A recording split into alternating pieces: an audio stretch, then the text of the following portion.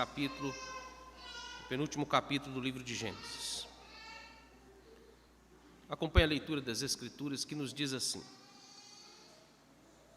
Depois chamou Jacó seus filhos e disse: Ajuntai-vos, e eu vos farei saber o que vos há de acontecer nos dias vindouros. Ajuntai-vos e ouvi, filhos de Jacó, ouvi a Israel, vosso pai. Rúben, tu és meu primogênito, minha força e as primícias do meu vigor, o mais excelente em altivez e o mais excelente em poder. Impetuoso como a água, não serás o mais excelente, porque subistes ao leito de teu pai e profanastes. Subistes à minha cama. Simeão e Levi são irmãos, as suas espadas são instrumentos de violência. No seu conselho não entre a minha alma, com seu agrupamento minha glória não se ajunte, porque no seu furor mataram homens e na sua vontade perversa já retaram touros. Maldito seja o teu furor, pois era forte, e a sua ira, pois era dura. Dividi-lo-eis em Jacó e os espalharei em Israel. Judá, teus irmãos te louvarão. A tua mão estará sobre a cerviz dos teus inimigos. Os filhos de teu pai se inclinarão a ti. Judá é leãozinho, da presa subiste, filho meu. Encurva-se e deita-se como leão, e como leoa, quem o despertará? O cetro não se arredará de Judá, nem o bastão de entre os seus pés, até que venha Siló. E a ele obedecerão os povos.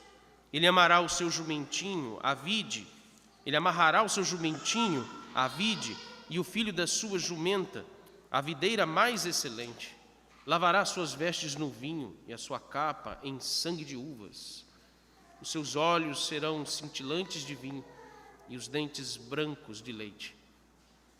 Zebulon habitará na praia dos mares e servirá de porto de navios, e o seu limite se estenderá até Sidom.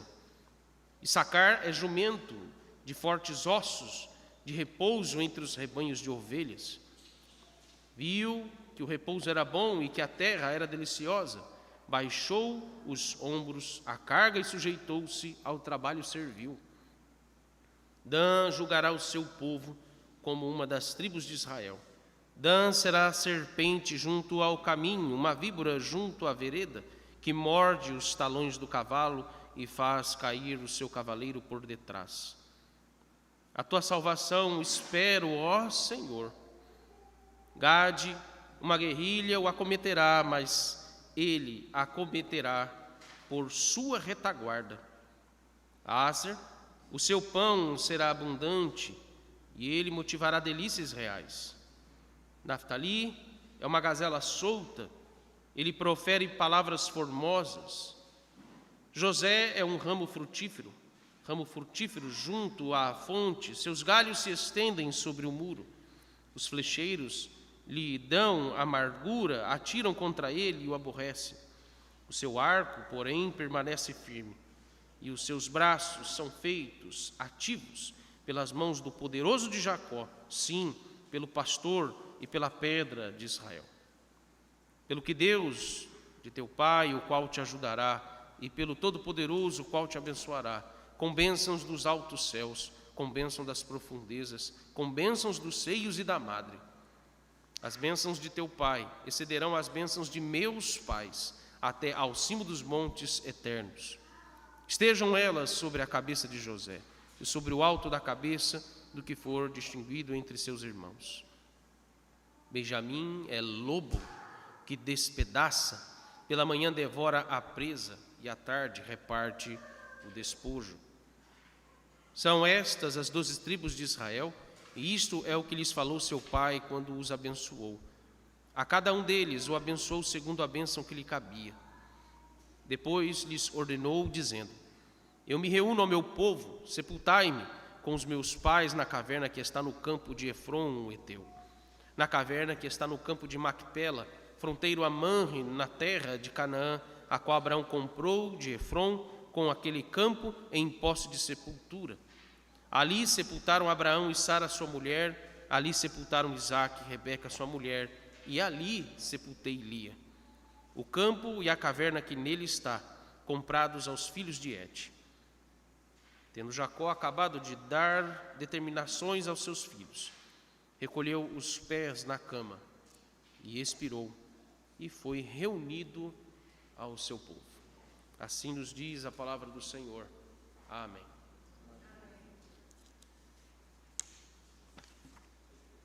Meus irmãos, nós vimos em Gênesis capítulo 48 que Jacó ele estava já muito doente. A enfermidade dele, que obviamente já o levaria ao fim da sua vida terrena. E com isso ele decidiu chamar os seus filhos, e no capítulo 48 registra primeiro ele chamando em particular seu filho José, como também os seus 2 netos, Manassés e Efraim, para que ele pudesse abençoá-los. Em Gênesis 48, primeiro então Jacó, ele adota os 2 filhos de José, como fazendo agora parte do povo de Deus, porque os filhos de José, eles haviam nascido não apenas no Egito, mas também eles eram de linhagem egípcia, e o próprio José, inclusive, havia assumido, enquanto ele estava ali no Egito, havia assumido também essa naturalidade ou essa cidadania egípcia. Ele vivia como um egípcio.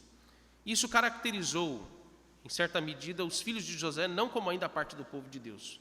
E por isso, então, Jacó os chama, os adota, coloca o seu nome neles, e depois, em seguida, é que Jacó vai abençoá-los e dando a parte que lhes cabe na formação da futura nação israelita, que era a parte da herança que também lhes cabiam nas porções das terras ali de Canaã, da terra prometida. Acontece algo interessante no capítulo 48, porque Manassés, ele é o mais velho, por ordem natural, nasceu primeiro, e Efraim era o mais novo. Mas o sucessor de José, que foi declarado, não foi Manassés. Deus não adotou a ordem natural de o primogênito assumir o lugar do pai no direito de primogenitura, mas ele coloca o mais novo.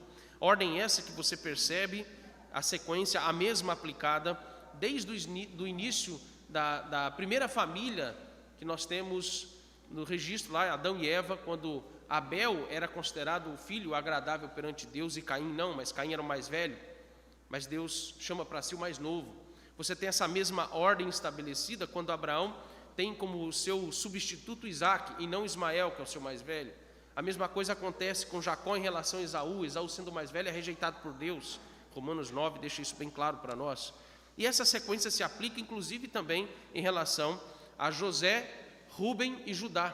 Rúben, como a gente vai ver daqui a pouco, ele perde seu direito de substituir o pai, e assim quem assume no seu lugar, naquele momento em que eles estavam no Egito, é José, e logo em seguida depois Judá é que vai assumir a liderança permanentemente das 12 tribos de Israel.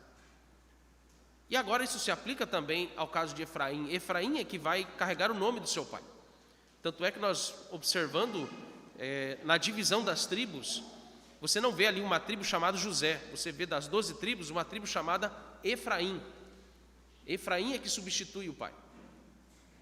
Dado então a bênção como está estabelecido, como o capítulo 48 nos mostra, o capítulo 48 então ele deu início a uma série de reflexões sobre o significado da palavra bênção, ou o significado da expressão abençoar, o que significa bênção na vida do povo de Deus. Primeiro, nós aprendemos sobre a bênção de Deus como algo que ela não envolve apenas os benefícios que nós temos aqui nessa vida. Mas nós vimos nas reflexões de Jacó, ele meditando nas bênçãos do Senhor sobre a vida, como também sobre a morte. Ou seja, não a morte em si física, não como a morte sendo o fim de tudo, mas a morte para os verdadeiros crentes é o princípio de uma vida de gozo na eternidade com Deus. Essa é a primeira reflexão que se parte do princípio do que significa, em essência, essa bênção. Segundo, também nós vimos que a palavra bênção nos reporta a nossa condição espiritual diante de Deus, que é o que vai sendo aplicado ao longo agora do capítulo 49. E nós vimos que ser abençoado ou ter uma bênção não é necessariamente desfrutar de confortos ou de bem-estar terrenos, mas se trata aqui de um conforto que é espiritual, de um conforto que é dado por Deus em ter os nossos pecados perdoados, ser liberto da escravidão desses pecados, ter o nosso relacionamento com Deus restaurado, e esse relacionamento estendido como uma promessa a todas as gerações da nossa descendência. Essa é a bênção que é prometida em toda a Escritura e em particular no capítulo 48 e também 49. O que nós aprendemos com tudo isso, meus irmãos, é que a nossa condição física, social e terrena, ela não define se nós somos ou não abençoados por Deus. A vida de Jacó, inclusive, ela comprova claramente isso. No momento mais calamitoso, no momento mais difícil da história de Jacó, quando Deus lhe apareceu fazendo promessas, ele fugia da perseguição do seu irmão Esaú. Ele, inclusive, em certa medida, teve que sair da sua casa, do conforto e do bem-estar da sua casa, ali quando morava com Isaac. Ele teve de sair com uma mão na frente e uma outra mão atrás, apenas com os seus pertences pessoais. Não levou uma medida que fosse, o mínimo que fosse da sua parte na herança, porque ele perdeu o direito à herança pelo que ele havia feito contra o seu pai Isaac, contra também Esaú, de terem enganados, de ter roubado a bênção do seu irmão, o direito de primogenitura. E aí ele, em meio a uma noite no deserto, solitário, sozinho, com a cabeça num travesseiro de pedra, foi quando Deus declarou, falou a ele, prometeu a ele pela primeira vez a bênção que Deus havia anunciado também aos seus pais Abraão e Isaac.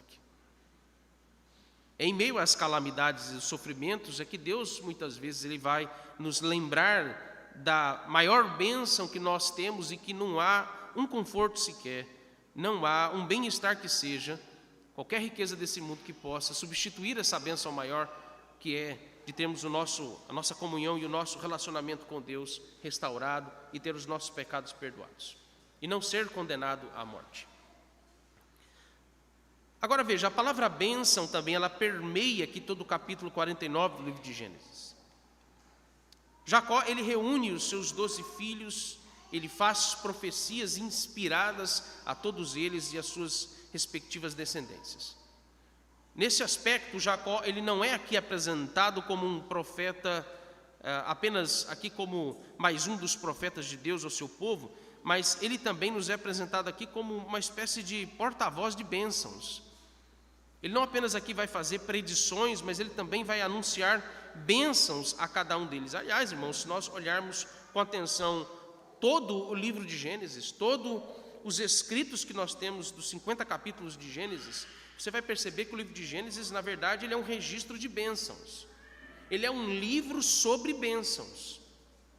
Ele fala de maldição, ele descreve a maldição que foi imposta por consequência dos nossos pecados, mas ele, em essência, estabelece a premissa de bênçãos. Por exemplo, como a gente já viu, em Gênesis capítulo 1, nos versos 22 e 28, veja, a criação toda, ela está fundamentada no que é declarado nesses dois versos. Quando lá a expressão diz, quando Moisés registra, Deus os abençoou e disse. Então, observe que as bênçãos criacionais, elas são o que se denomina aqui também de bênçãos universais de Deus, que infelizmente foram perdidas, em certa medida, elas foram perdidas quando o pecado entrou no mundo. Gênesis capítulo 3, quando você vai dos versos 6 ao 22, o texto nos relata maldições que recaem sobre os homens por causa dos seus pecados contra Deus. Entretanto, meus irmãos, essas maldições que caiu sobre o homem e a mulher, Adão e Eva, e todos os seus descendentes, é aqui o apontamento para a restauração daquelas bênçãos universais, que agora elas não virão apenas pelos meios, podemos assim dizer, providenciais de Deus, mas elas unicamente virão apenas ou através de Jesus Cristo. Então essas bênçãos, elas deixam de ser apenas criacionais e elas se tornam agora bênçãos redentivas.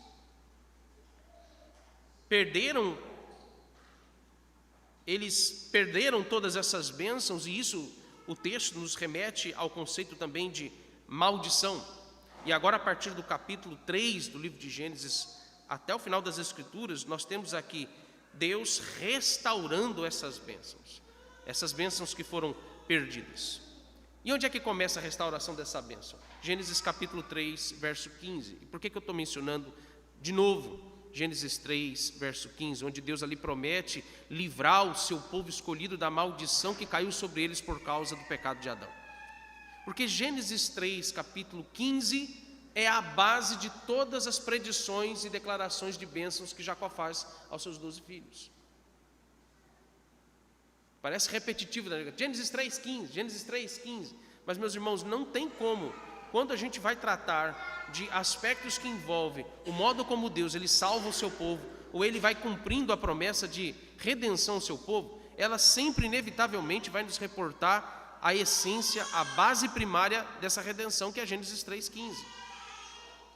Os nossos pais, na fé da antiga aliança, eles sempre baseavam o conceito de redenção, de salvação, de libertação, sempre rememorando Gênesis 3,15, que é a revelação máxima de tudo que se estabelece sobre o conceito, significado de salvação.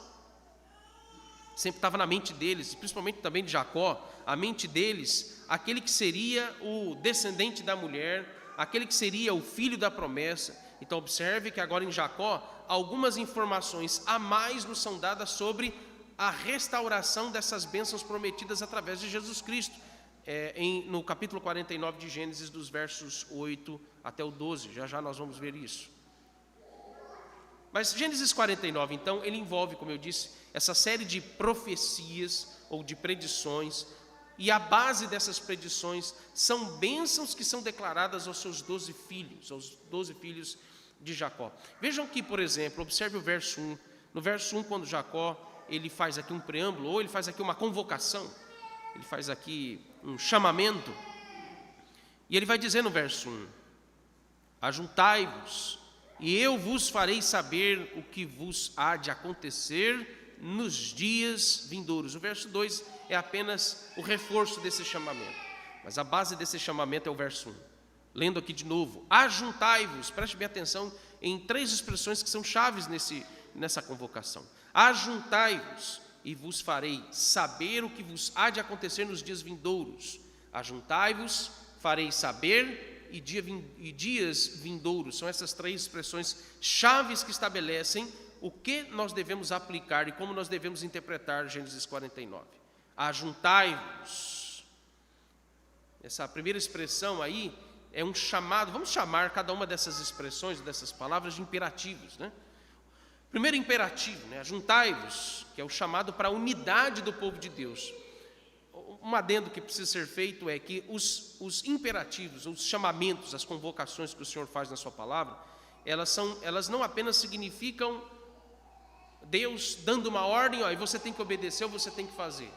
Além disso, a essência das convocações, a essência dos chamamentos, significa que Deus, por sua palavra, quando Ele diz, faça tal coisa, isso vai acontecer. Não significa apenas, olha, aproxime-se e dê ouvidos, porque se você não der ouvidos, você vai ser castigado, ou se você der ouvidos, você vai ser... Não é apenas uma condição que se estabelece no chamamento, igual, como eu já expliquei semana passada, como é difícil convocar os filhos à obediência a nós, né? Porque nós não temos poder nas nossas palavras, como Deus tem, de penetrar na mente deles e fazer com que eles, na sua liberdade de consciência, obedeçam naturalmente às ordens que nós damos. Em certa medida, ou por um outro lado, graças a Deus que isso não é assim, porque também, por sermos pecadores, determinaríamos a eles também coisas que são terríveis. Aliás, naturalmente, as coisas erradas e pecaminosas, nós nem precisamos dizer para eles, porque eles, olhando para nós, eles já fazem igual o que a gente faz. Vivem do mesmo modo como nós vivemos, nos nossos pecados. Mas os imperativos de Deus, eles demonstram que a palavra do Senhor é poderosa.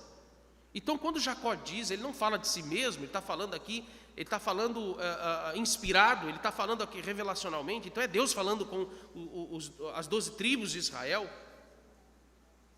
Essas expressões, elas estão mostrando uma promessa que vai se cumprir. Então veja, ajuntai-vos significa Deus unindo o seu povo. Eles não estão mais divididos. Veja que eles passaram mais de 20 anos sendo disciplinados, tratados, restaurados no seu coração em relação aos seus pecados, para que agora eles possam estar unidos. Então estabelece o preceito da unidade, onde só há, o princípio aqui só há um povo, e esse povo é formado apenas pelos descendentes dos filhos de Israel. Se a maldição de Deus por causa do pecado resultou na dispersão da humanidade pela terra, a bênção restaurada, prometida aos filhos de Jacó, é que todos eles se uniriam de novo, eles se reuniriam novamente em um único lugar para servir ao Senhor neste lugar. Este lugar lhes serviria de abrigo, proteção, moradia, como era o jardim do Éden. Segundo imperativo, farei saber. Meus irmãos, essa expressão ela é uma das coisas mais surpreendentes nessa declaração de Jacó, porque aqui é um chamado a ouvir e receber de todo o coração que Deus iria anunciar a eles como promessas e predições do futuro deles, dos seus filhos e de toda a sua descendência. Ou seja, se a maldição de Deus por causa do pecado resultou em perder totalmente a comunhão com Deus, essa comunhão agora é uma das bênçãos restauradas por meio da palavra dele. Farei você saber, porque não adianta apenas você ouvir a palavra de Deus por ouvir, se você não a recebe no seu coração. E mais do que isso, não adianta alguém falar, ter acesso à palavra do Senhor, se Deus não o fizer saber o que está ali na sua essência. Então não apenas vou falar, mas ele está dizendo, farei saber. Farei com que vocês recebam no coração o que exatamente eu vou dizer a vocês. E nesse aspecto, essa é a segunda bênção que de um aspecto geral, nos é prometida aqui ao povo de Deus. Onde Deus ele restaura não apenas a revelação da sua palavra, e por meio da sua palavra ele revelar, comunicar a nós a salvação em Cristo Jesus, mas ele também faz com que essa palavra seja recebida no nosso coração. Terceiro imperativo, quando a expressão é dias vindouros. Essa expressão é uma referência não apenas ao futuro de cada um deles no período ali do Egito, até que saíssem da terra prometida. Mas essa expressão dias vindouros, na verdade ela tem aqui uma conotação, ela tem aqui um teor escatológico. A palavra escatologia, ela não define um tempo futuro breve. É uma das coisas que a gente às vezes, por isso que quando a gente trata do fim dos tempos, a doutrina das últimas coisas, a doutrina da volta de Jesus, a expressão escatologia é exatamente esse termo dias vindouros, ou seja, um tempo considerável do qual Deus fará cumprir todas as suas promessas, tudo que Ele tem para nós, mas não de acordo com as nossas perspectivas ansiosas. A gente sempre pensa no futuro a curto prazo. Nós somos ansiosos por natureza por causa do pecado. Um exemplo disso, quando nós oramos em meio a uma situação de desespero, como é que nós oramos? Olha os salmos. Acode-me, Senhor. A expressão, acode-me, Senhor. Socorro, Senhor. Ou até quando, Senhor, elas são expressões de ansiedade. Ele quer que imediatamente ele seja salvo. Mas Deus, o tempo do Senhor, nesse sentido, pressupõe a expressão vindouro, ou seja, vai acontecer no tempo dele. Por isso é o sentido da expressão aqui. Cabe esse teor de ser escatológico nas palavras de Jacó, porque essas predições que seriam feitas, ou que haveriam de se cumprir em cada um dos descendentes dos filhos de Jacó, não se limitaram aqui à estadia deles no Egito e ao início da vida deles no retorno à terra de Canaã, mas também está prevendo o que haveria de acontecer, todos os eventos e fatos que iriam acontecer até a vinda do Messias, de Gênesis 3, verso 15, até a chegada do nosso Senhor Jesus Cristo. Por isso, dias vindouros. Esses dias vindouros é a espera da vinda do Redentor. E observe então que nesse aspecto, todas as predições e as bênçãos que Jacó vem anunciando aos seus filhos, elas vão girar em torno, elas vão se fundamentar no que Deus vai dizer de Gênesis 3,15 e vai recair sobre Judá, os versos 8 a 12.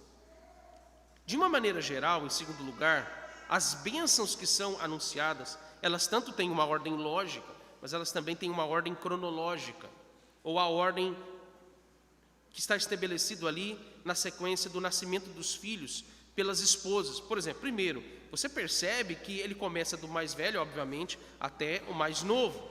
A gente acabou de ler o texto e percebemos que vai a primeira predição é Rúben, que é o mais velho, primogênito dos 12, e termina em Benjamim. E essa ordem lógica em que as bênçãos vão sendo anunciadas, mas também pela ordem estabelecida do mais velho ao mais novo, pela ordem das esposas e também das concubinas. Você tem primeiro, do mais velho ao mais novo, os filhos de Lia. Depois, os filhos das concubinas, Bila e Zilpa. E, por último, é que vem as predições e as bênçãos aos filhos de Raquel. Observe, em segundo lugar, que essa ordem, ela nos revela que Jacó não está falando de si mesmo. Esse é um detalhe importante. Por que devemos considerar essa ordem de Lia até Raquel? Raquel é a última. Pela primeira vez, Raquel aparece como a última. Porque Jacó não está falando de si mesmo. Jacó não fala com seus ímpetos pessoais, com as suas afeições amorosas pessoais. Não fala de si mesmo, mas ele é dirigido na sua mente, ele é dirigido no seu espírito, pelo Espírito de Deus, em como deveria falar, na ordem que deveria dizer todas as coisas. Jacó, ele fala de forma inspirada aos seus filhos, porque se ele falasse de si mesmo, provavelmente e erroneamente, ele começaria a predição das bênçãos pelos filhos da esposa que ele mais amou, que é Raquel. Mas observe, o oráculo de Deus, olha uma aplicação que nos é fundamental. O oráculo de Deus, que no caso aqui é Jacó, não pode falar de si mesmo, quando se trata de dizer maldições e bênçãos. O oráculo de Deus, ele tem que falar aquilo que vem apenas do Senhor, do início ao fim, no modo, na ordem que Deus, o próprio Deus, estabeleceu. Veja a seriedade do que significa você, meu querido irmão, como chefe da sua casa, de ter a responsabilidade de não falar de si mesmo, segundo as suas opiniões pessoais, segundo os seus gostos e as suas predileções pessoais, falar e ensinar a palavra de Deus à sua família no culto doméstico ou em particular nas ocasiões que lhe são necessárias. Você não pode falar de si mesmo, assim como as nossas irmãs que são mães. Vocês não podem falar de si mesmo na hora que forem corrigir os seus filhos. E por mais que você fale alguma coisa que, sendo correto, o que você está fazendo é correto ao disciplinar os filhos, mas no momento da correção, muitas vezes nós temos o hábito de dizer coisas de si mesmo, para livrar a nossa situação de uma situação vexatória e vergonhosa. Isso é uma das coisas que vão ser aplicadas aqui nessa passagem. Porque Jacó, observe, Jacó diz coisas terríveis sobre os seus filhos. Mas ele não pode falar de si mesmo, ele tem que falar, ele é o oráculo do Senhor, ele tem que falar aquilo que Deus lhe determinar. Agora veja, dos versos 3 ao 15, nessa estrutura que nos é proposta, nós temos as profecias e bênçãos anunciadas aos filhos de Lia, que são Rúben, Simeão, Levi, Judá, Zebulon e Issacar. Dos versos 16 ao 21, nós temos os filhos das concubinas, Zilpa e Bila, que é Dan, Gade, Aser e Naftali. E dos versos 22 ao 27, nós temos os filhos de Raquel, que é José e Benjamim. E aqui entra um terceiro ponto. O anúncio das profecias sobre o futuro de cada uma das tribos de Israel começa com maldições e castigos sobre eles. É estranho, né? Porque a gente olha e diz assim, mas aqui o texto nos mostra que as declarações que são feitas, e o próprio Jacó disse no final, são bênçãos. Mas essas bênçãos estão sendo anunciadas em forma de maldições, de castigos. E curiosamente, cada profecia proferida aos filhos de Jacó envolve imagens de um símbolo, a imagem de alguma coisa ou de um animal. Agora, interessante porque no caso de Rúben, Simeão e Levi, que são os três mais velhos, não há menção de uma imagem ou a menção de um animal. Por exemplo, Judá é chamado de leãozinho,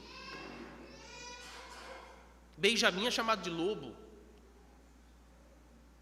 Cada um tem uma referência que remete-se a um símbolo, um conceito, um significado, aquilo que os caracteriza na sua personalidade e que isso vai influenciar as próximas gerações e a sua descendência. Mas no caso de Rubem, Simeão e Levi, não há menção disso. Isso significa que eles não teriam proeminência ou participação na liderança e no governo do povo de Israel. Geralmente, famílias usam brasões. As famílias nobres, eles usam distintivos, eles têm bandeiras. Isso os identifica com alguma influência, com algum poder ou com alguma função de autoridade. Isso é muito comum em países que têm monarquia, onde há rei, que há títulos de barão, conde, duque, arquiduque, seja como for. E são famílias de influência política, de liderança, mas quando eles são retirados os distintivos e os brasões, perderam seu título de nobreza. E é o que acontece com Rubem, Simeão e Levi. Principalmente Rubem, porque ele era o primogênito dos 12 filhos de Jacó. E de fato, nenhum dos reis, isso é muito curioso, nenhum dos reis e profetas, tanto do reino de Israel, que é o reino do norte, como do reino de Judá, nenhum deles descendiam da tribo de Rubem. Nenhum deles. Olhe para os versos 3 e 4. E particularmente o verso 4, que tem relação com o que é predito em Gênesis 3, verso 14. Vocês lembram de Gênesis 3, verso 14, quando lá, o que Deus disse para a serpente? Foi o primeiro anúncio de maldição. Aliás, no momento que estavam ali os três, a serpente, Adão e Eva, na ordem é anunciado primeiro a serpente, porque a primeira palavra declarada de Deus a eles, no trato do que aconteceu, foi de maldição. Essa ordem lógica de Deus, primeiro ele anuncia a maldição, e é dito lá para a serpente: visto que isto fizeste, maldita és entre todos os animais domésticos, e és entre todos os animais selváticos, rastejarás sobre o teu ventre e comerás pó todos os dias da tua vida. Ficar debaixo dos pés dos outros, ficar numa condição realmente de subalterno.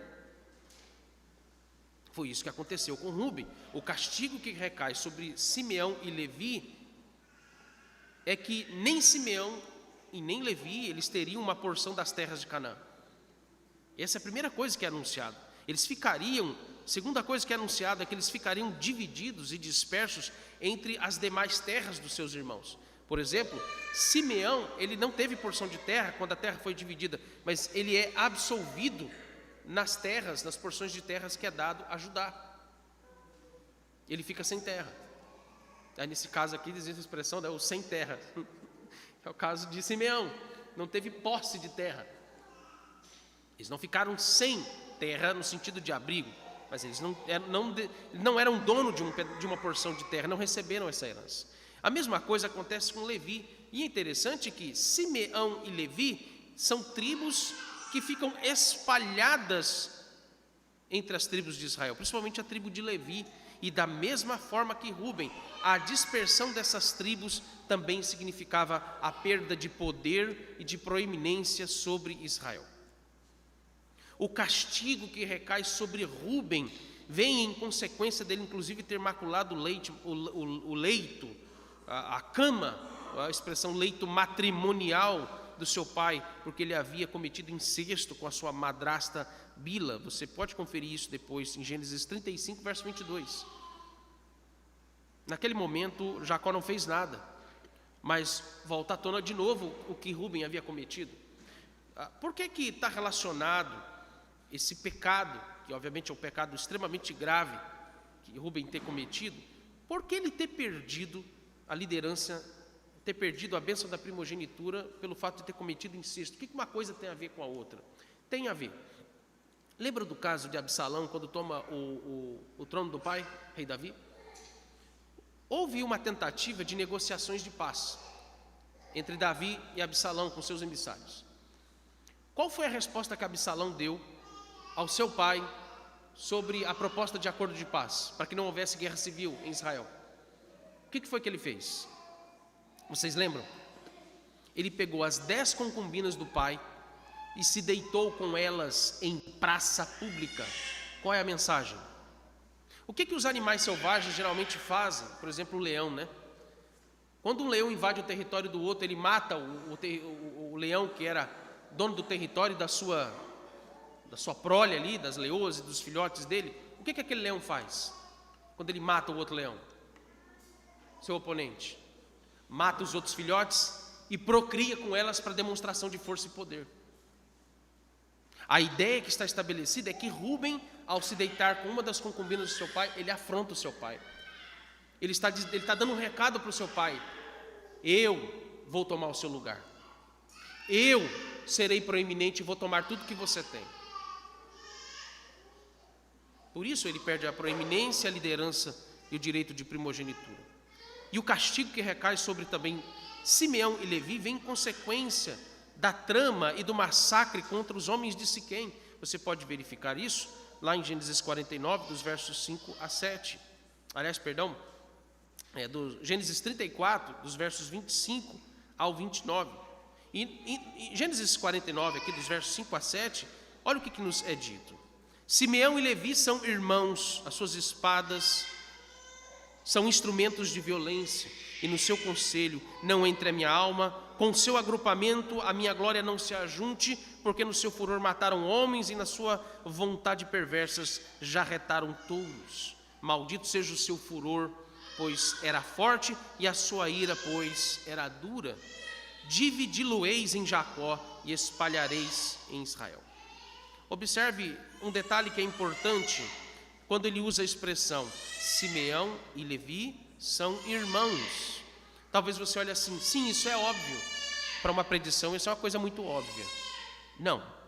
O que ele está querendo dizer é, Simeão e Levi, eles são aliados num único propósito, que é o quê? Promover violência. Como que Deus, então, faz para que eles não continuem irmãos, ou seja, unidos, para que eles não continuem aliados nesse agrupamento, ou nesse conselho de violência em Israel? Deus não dá porção de terra para eles e os faz ficarem espalhados, divididos. Quando dois irmãos estão brigando, o que você faz? Geralmente a minha mãe primeiro fazia assim, ó. Aí depois ela falava, vai você para lá e vai você para lá, para não ter mais briga. Eu vi a cena de um pai que colocou uma camisa e botou os dois irmãos, né? E ficaram a tarde inteira abraçados para pacificar o coração deles. Nesse caso, o que Deus faz? Porque aqui não são crianças, são homens com uma índole, humanamente falando, irreversível. Eles já são dados à violência. O que Deus faz? Os espalha. Os espalha. Enfraquece-os, deixando eles espalhados por toda a terra. Na ordem que nós temos, agora Zebulon e Issacar, nos versos 13 e 15, quando ele diz, Zebulon habitará na praia dos mares e servirá de porto de navios, o seu limite se estenderá até Sidom. Issacar é jumento de forte ossos, de repouso entre os rebanhos de ovelhas. Viu que o repouso era bom e que a terra era deliciosa, baixou os ombros à carga e sujeitou-se, a terra serviu. Essas duas tribos, a predição que é dada aqui a eles, e digo, isso também é uma bênção, só que caracterizado como um castigo também. Eu falei, pastor, onde é que o senhor está vendo bênção aí? Porque eu não estou percebendo isso não. Calma, nós vamos chegar lá. Mas observe que as predições eles habitariam nas mesmas porções de terra, no lado ocidental de Canaã, ocupando todo o litoral do Mediterrâneo. Eles iam fazer fronteira com os fenícios. Quem aqui estudou história antiga, antigamente, a matéria que a gente tinha no colegial, ou depois também no ensino médio, tinha história do Brasil, mas também tinha história geral. Não sei se ainda é assim, deve ser. Quando você vai para estudar história geral, a disciplina de história dos tempos antigos, os fenícios eram conhecidos pelo quê? Eram navegadores, eram comerciantes, eram homens que se despontaram na tecnologia da navegação do mundo antigo. E aqui observe, interessante, eles vão fazer fronteira com os fenícios, mas não é apenas fazer fronteira, mas eles vão realmente ser influenciados pelos fenícios. Eles vão ser vizinhos de Sidom, que é a capital dos sírios. Eles vão ficar ali a uma distância de pelo menos 40 quilômetros da capital dos sírios.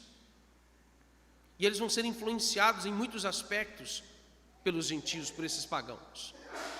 Eles estariam, o que é dito sobre eles? Eles teriam abundância, todos eles aqui vão viver em abundância. Mas dentro desse dom que Deus dá a eles, dessa bênção de serem dados à navegação, de serem dados ao comércio,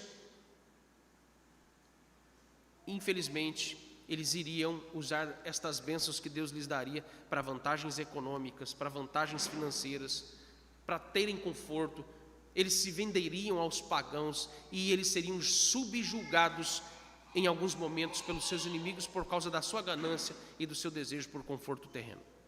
Deixa eu dizer uma coisa para você, é uma aplicação que ela é muito simples para nós quanto a isso. O povo de Deus sempre é abençoado.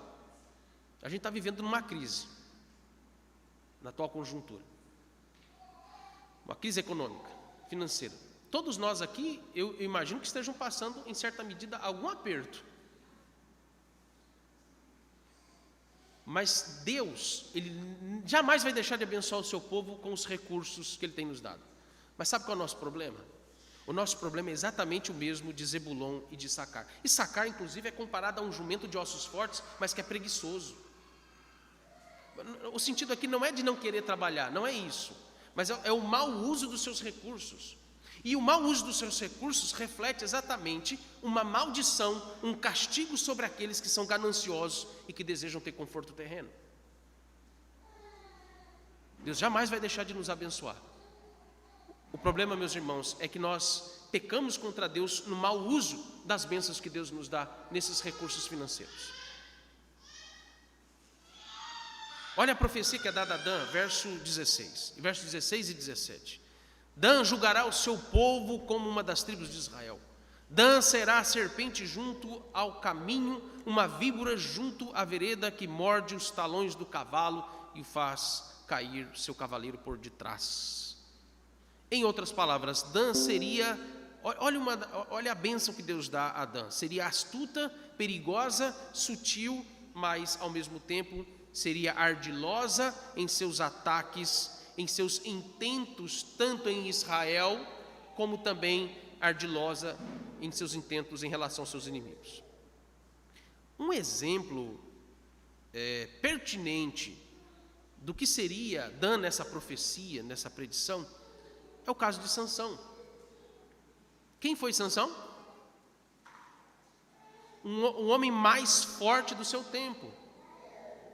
Sansão é o exemplo claro do que foi uma dessas serpentes que Deus usou para ardilosamente humilhar, punir tanto os filisteus que estavam oprimindo o povo de Israel, mas também Deus usou Sansão. A gente precisa ler a história de Sansão de forma correta. Para você entender quem foi Sansão, você precisa entender essa profecia que é dada a Adã e os seus descendentes.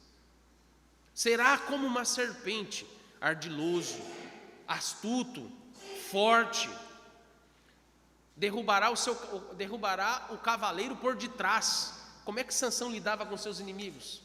Ele tinha a mania de fazer enigmas e brincar com os filisteus, para provocar os filisteus. Mas ele caiu nesses enigmas. A sua fraqueza era exatamente a sua força. Dan. A profecia que acredita a Gade, Aser, ou Aser, e também a Naftali, os versos 19 até o 21, quando ele diz: Gade, uma guerrilha o acometerá, mas ele acometerá por sua retaguarda. Aser, o seu pão será abundante e ele motivará delícias reais. Naftali é uma gazela solta, ele profere palavras formosas. Observe, Gade vai ocupar as terras em Canaã que os deixariam vulneráveis diante dos seus inimigos. Mas ele seria uma tribo conhecida por sua habilidade de guerra e de se defender. Aser teria uma porção de terras bem fértil, ao longo ali que pega a parte norte de Israel, principalmente a região que pega o entorno do mar da Galileia, que inclusive também é uma região montanhosa. Quem conhece a história de Israel? A região da Galileia, uma região extremamente rica nos tempos de Jesus Cristo. E por isso que a profecia vai dizer que o seu pão será abundante. Naftali seria como uma corça solta. Lembra que eu expliquei as imagens? O pão, a corça, elas estão aqui estabelecidas como algum tipo de poder de influência em Israel. Alguma função de proeminência ou liderança. Em algum momento da história, a corça solta aqui está sugerindo que eles desfrutariam de livre acesso sobre as terras de Israel. É uma referência à liberdade. E também nós temos as bênçãos que são anunciadas aos filhos de Jacó com Raquel, que é José e Benjamim, dos versos 22 até o verso de número 27. Observe a profecia que é proferida a José. Olhe para a passagem dos versos 22 a 24. E eu vou explicando e você vai observando o texto. Se refere ao mal que, em primeiro lugar, ao mal que os seus irmãos lhe fizeram na juventude. Mas ele diz aqui: você permaneceu firme, foi preservado, foi fortalecido sob os cuidados do pastor de Israel e também da pedra de Israel. A bênção de José não fluiu, o que ele está dizendo é, a bênção de José não fluiu da sua própria força, mas fluiu da força do Todo-Poderoso que lhe permitiu passar por todas aquelas aflições para cumprir na sua vida os seus propósitos soberanos e salvar o povo de Deus. Então é uma profecia que ela remete ao passado, do que aconteceu com José, para dizer também o que deveria se seguir com a vida de José e os seus descendentes. E eu creio que seja importante aqui uma explicação sobre o que significa essa expressão pedra de Israel. Porque ela não está se referindo a um título ou um nome que é dado ao próprio Deus, mas ela representa aqui, a ideia de pedra é a mesma que é aplicada em Gênesis capítulo 33, quando fala do momento em que Jacó ele está deitado sobre a pedra como um travesseiro e Deus aparece para ele e faz promessas. E o que acontece? Ele pega aquela pedra e ergue e erege como memorial. A pedra de Israel aqui é referência a essa ideia de memorial. Por isso os versos aqui 25 a 27 dessas bênçãos que são anunciadas a José, elas se referem a Efraim e Manassés, que estão lá mencionados no capítulo 48. Eles vão receber, em resumo, as terras que não foram dadas a Simeão e Levi. Quem é que assume essas porções de terra? José, com seus 2 filhos, Manassés e Efraim. José recebe porção dobrada dessas porções de terra. No verso 27, é proferido então a predição sobre Benjamim. E ele o descreve como um lobo, alguém que será agressivo, alguém que vai ser perigoso, alguém que também vai ser corajoso. Mas essa é uma referência na sua força como, não apenas como guerreiros, mas ele também está mostrando que esses guerreiros fortes, valorosos, guerreiros que inclusive deles descenderia o primeiro rei de Israel. Quem foi o primeiro rei de Israel? Saul. E Saul era de qual tribo? Benjamim. Saul era formoso, belo e forte. Era o que agradava os olhos do povo de Israel. O primeiro rei do povo de Israel. Mas o texto vai nos mostrar que Benjamim, eles usariam essa força, essa agressividade, usariam a sua coragem, a sua astúcia militar para fazer o mal, intentar o mal contra o povo de Deus também. Seriam rebeldes. E de fato, no período de Juízes, você vai ler o livro de Juízes, você vai ver que no final, os 2 últimos capítulos de Juízes, os benjamitas eles eram a tribo mais truculenta, violenta e pervertida de todas as tribos de Israel.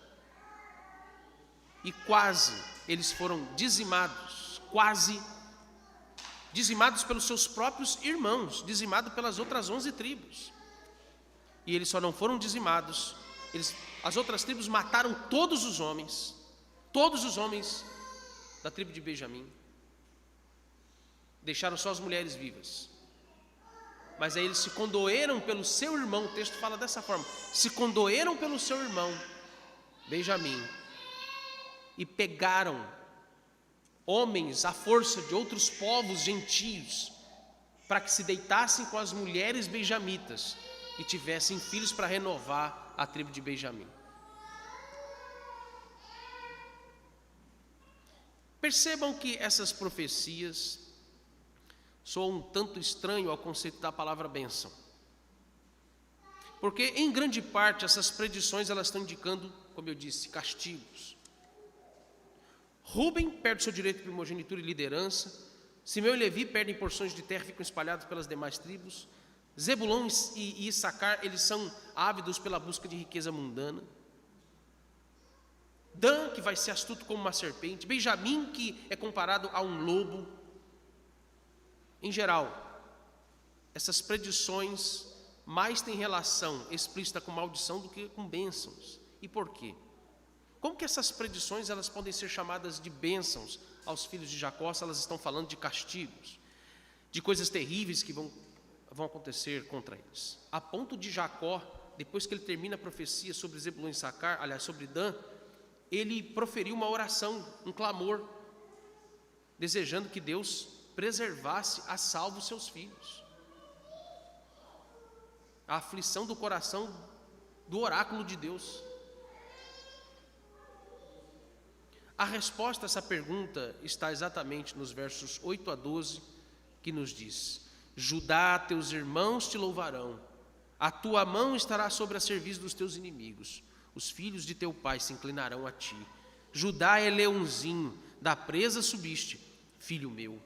Encurva-se e deita-se como leão e como leoa, quem o despertará? O cetro não se arredará de Judá, nem o bastão de entre os seus pés, até que venha Siló. E a ele obedecerão os povos. Ele amarrará o seu jumentinho à vide, e o filho da sua jumenta à videira mais excelente. Lavará suas vestes no vinho, e a sua capa em sangue de uvas. Os seus olhos serão cintilantes de vinho, e os dentes brancos de leite. Mais do que a bênção que foi anunciada a José e os seus 2 filhos, a mais notável de todas as bênçãos é a de Judá. A tribo de Judá seria a mais notável tribo de todas as tribos. Judá, ele assume aqui uma proeminência que ela é permanente, uma liderança, um governo que será sobre todos os seus irmãos. Judá aqui é chamado de leãozinho porque a figura do leão, que geralmente é usada em bandeiras e brasões de países monárquicos, os reis têm nos seus brasões, nos seus símbolos, um leão. Porque indica força, indica poder, proeminência, primazia. Nos dias vindouros, olha a ligação das expressões ditas lá no início, nos dias vindouros, todos os filhos de Israel se curvariam perante Judá. Judá é descrito em termos reais como majestoso, triunfante, poderoso, o mais belo de todos eles, que possuirá o cetro e o bastão de governo, e que seus irmãos o louvarão.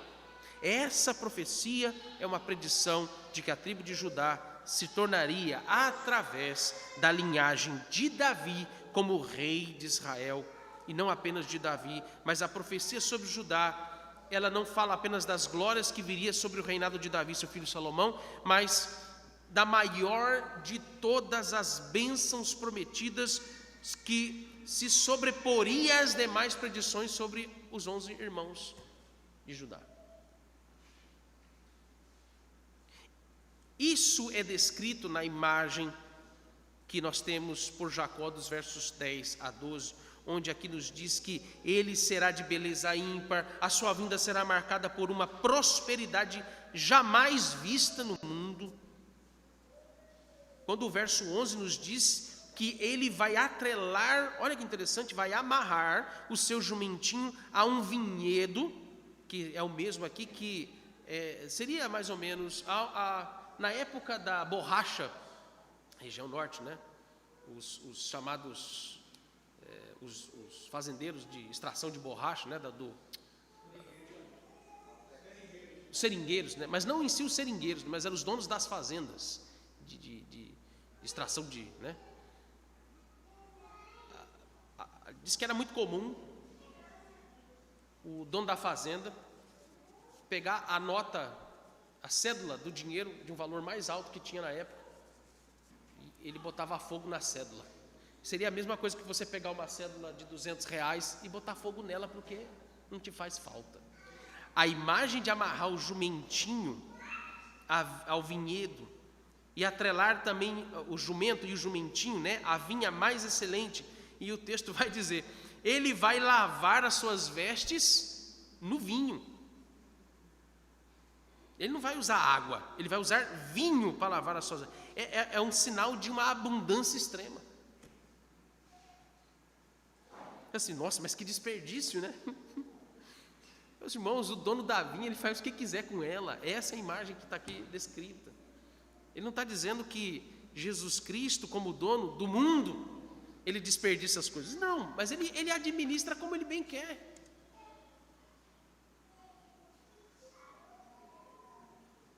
Em suma aqui, toda esta imagem que nos está traçado, envolve a principal de todas as bênçãos, de que a linhagem de Judá viria como a bênção, observe bem, a bênção que vai livrar de todas as maldições e castigos impostos aos seus 11 irmãos dos seus pecados. Por isso que também são ditos ali como bênçãos. Em suma, apesar de seus respectivos crimes, pecados, apesar das consequências deles sobre as gerações de cada um deles, ainda assim, eles não seriam lançados fora do povo de Deus. Essa era a maior de todas as bênçãos que estava ali prometida. A maior, preste atenção, a maior de todas as bênçãos que nos é prometida, não é Deus nos livrar das consequências dos nossos pecados. Nós vamos ter que arcar com as consequências dos nossos pecados cometidos, no prazo, no tempo que Deus quiser. Corremos o risco de perder privilégios, estaremos passivos de perder proeminência quem tem proeminência. Mas a maior de todas as bênçãos não é a perda desses privilégios, não é a perda dessas proeminências, mas é Deus te preservar a salvo no meio do povo dele. Ele pode até tirar a sua parte da herança, da porção de terra, como fez com Rubem, aliás, como fez com Simeão e com Levi.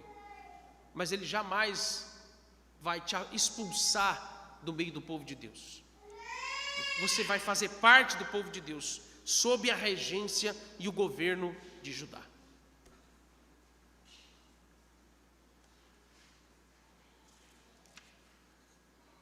Mesmo que Rubem perdesse o seu direito de liderança, mesmo que Simeão e Levi fossem espalhados pela terra de Israel, mesmo que Zebulon e Issacar se tornassem escravos por causa do seu ímpeto por riquezas, eles ainda teriam a bênção de serem contados como parte do povo de Deus. Essa é a bênção que está prometida em Gênesis 49, por meio de Jesus Cristo.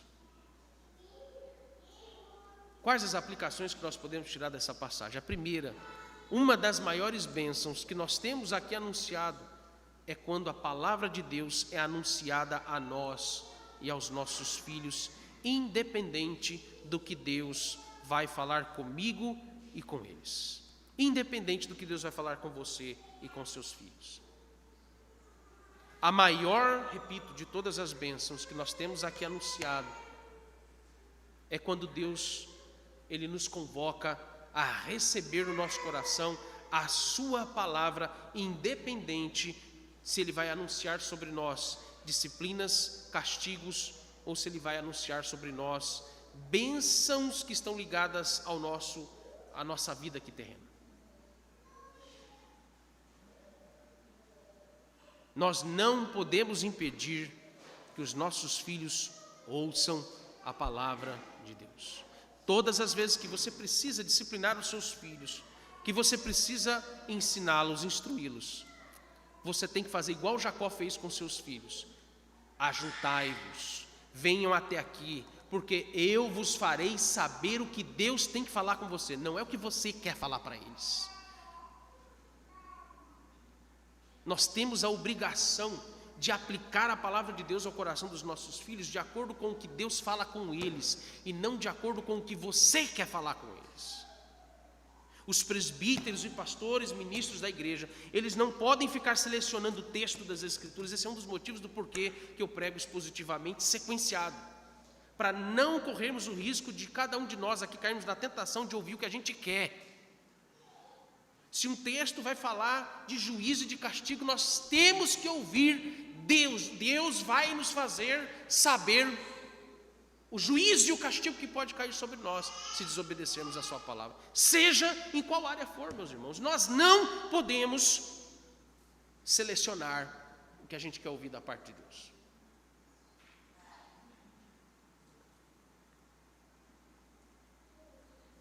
Se eles tiverem que ouvir sobre disciplina, juízo, castigo sobre eles, que sejam colocados diante da palavra de Deus para que sejam corrigidos, disciplinados e restaurados dos seus pecados.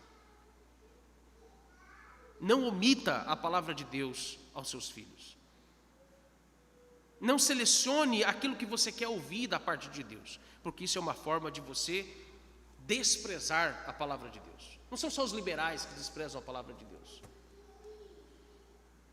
Há muitos conservadores e ortodoxos cristãos que desprezam a palavra de Deus, porque ficam selecionando o que querem ouvir ou o que querem ler das Escrituras. Aí, quando os filhos ficam grandes, aí vem as surpresas. E aí ele diz: mas o que foi que aconteceu? Eu levei meu filho para a igreja, levei ele para a escola dominical, ele apanhou, foi disciplinado quando aprontava. O que foi que aconteceu? Onde foi que eu errei? Um dos nossos maiores erros: selecionar aquilo que a gente quer ensinar para os nossos filhos e aquilo que a gente quer ouvir. Esse é um dos maiores problemas nossos.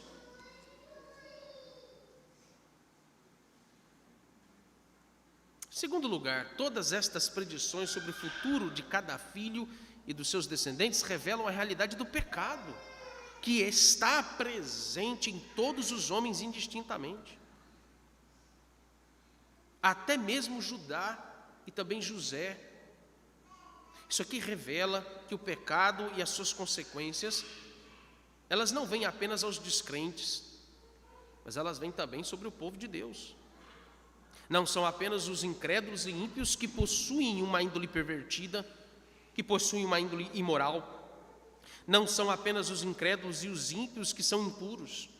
Não são apenas os descrentes que também podem cair na crueldade, no pecado da violência, da avareza, da cobiça, de serem traiçoeiros e mundanos. São coisas que também acontecem no meio do povo de Deus. Terceira aplicação: todas essas predições também revelam a complexidade do problema do pecado em nós. Crentes também cometem torpezas, crentes também são passivos de crimes horrendos, crentes também são passivos de crimes hediondos, de coisas absurdas. Um crente pode ser socialmente bem comportado, mas pode ser alguém também de uma índole ainda mais pervertida e exposta ao mal da sua depravação, tanto quanto o ímpio.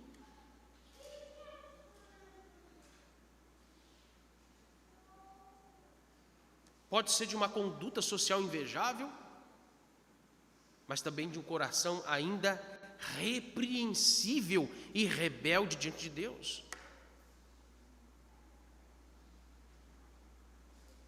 Tendemos a considerar determinados pecados como algo facilmente identificado e facilmente os abominamos, mas também há pecados que nem sequer consideramos ser um problema para nós diante de Deus.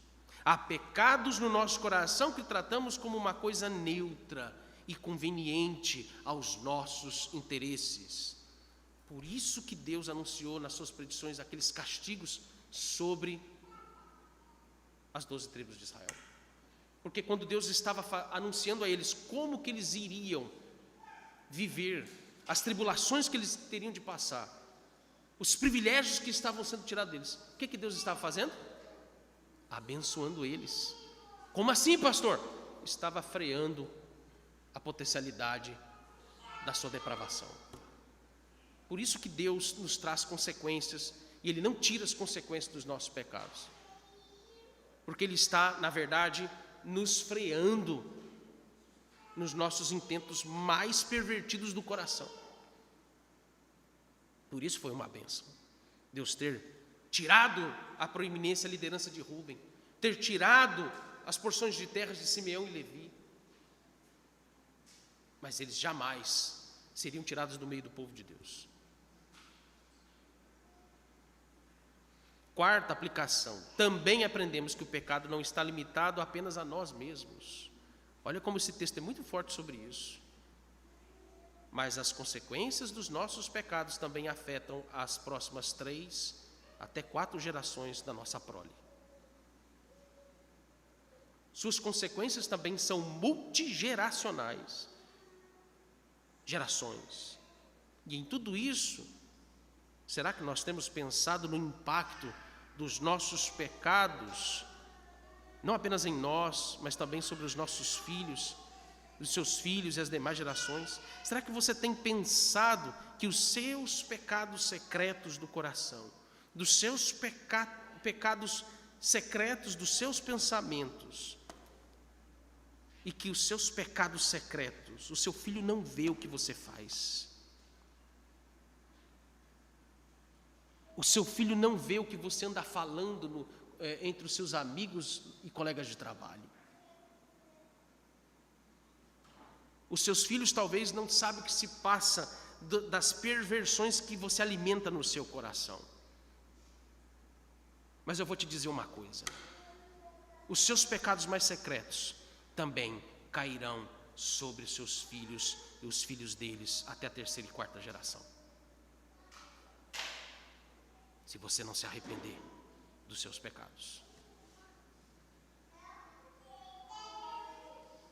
A bênção prometida através aqui de Jacó aos filhos, aos 12 filhos de Israel, está mostrando que pecados secretos, eles também são tratados por Deus. Pecados que nós temos em secreto nos nossos pensamentos atingirão e afetarão também a nossa descendência. Isso será como uma marca sobre nós, sobre o nosso nome e sobre eles.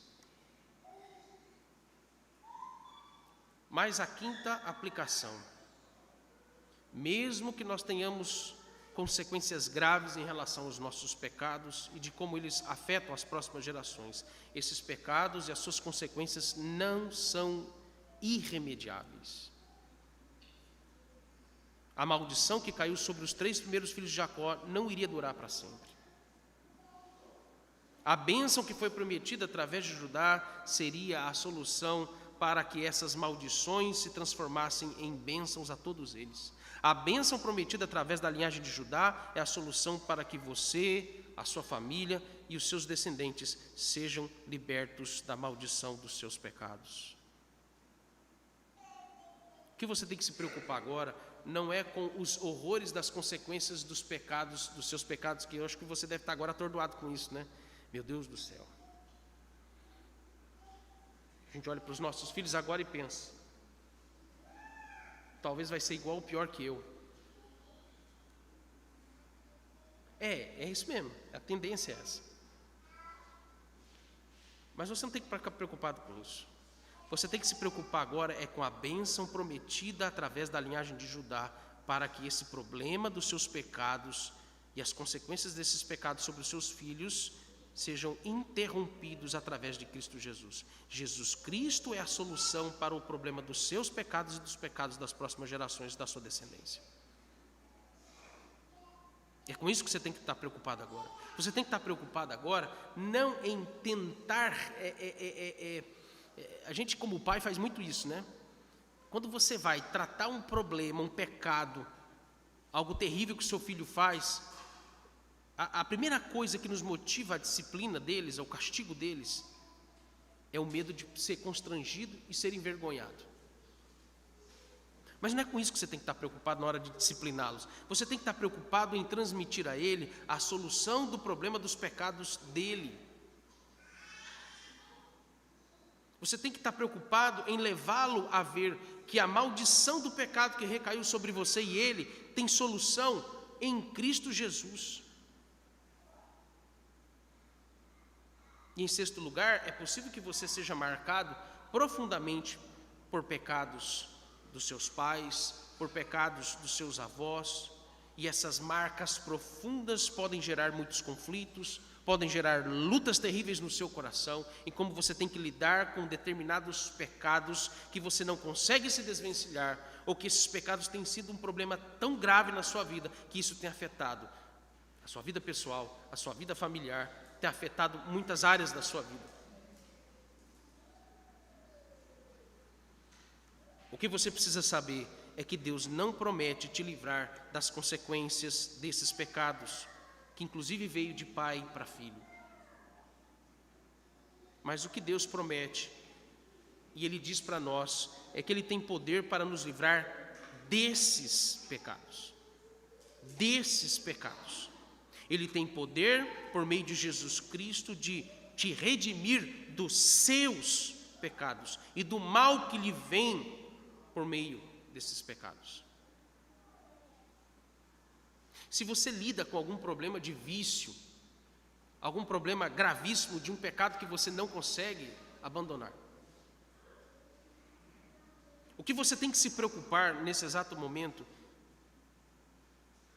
é que Deus te dê forças para continuar lutando até o último dia da sua vida contra esses pecados.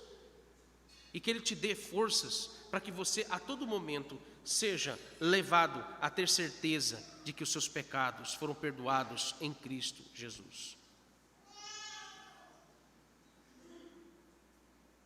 Nenhum crente quando morre, ele não morre santo e purificado totalmente. Enquanto os últimos segundos e minutos da sua vida, ele ainda está ali como um pecador, e provavelmente em seus pensamentos, por questão de milésimos de segundos, ele ainda pode estar em pecado, pode ainda estar ali lidando com os seus pecados do coração. Mas ele não vai para o céu quando ele morrer, porque naquele instante ele não vai pecar mais. Ele vai para o céu porque os seus pecados foram perdoados em Cristo Jesus. Essa é a bênção que foi anunciada aos 12 filhos de Jacó.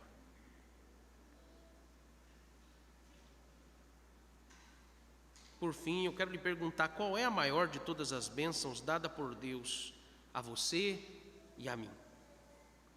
A maior de todas as bênçãos que nós recebemos, e aquela que nós devemos crer, nos submeter, é o governo gracioso do nosso Senhor Jesus Cristo, que é aqui chamado de o leãozinho de Judá. A graça de Deus supera todos os nossos pecados. Os inimigos do leãozinho de Judá não são os inimigos institucionais e carnais. Tem gente que gosta de olhar, por exemplo, dentro desses movimentos que acontecem, a gente olha para os esquerdistas, olha para os comunistas e diz, eles são inimigos de Cristo. De fato são, mas aqui o texto não está falando desse tipo de inimigo, para exemplificar. Não são inimigos personificados, mas ele está falando do pecado. Não são inimigos carnais, visíveis. O que o próprio apóstolo Paulo vai dizer, que a nossa luta não é contra a carne e contra o sangue, mas é contra o pecado e todas as potestades que vêm contra nós e nos incitam ao pecado.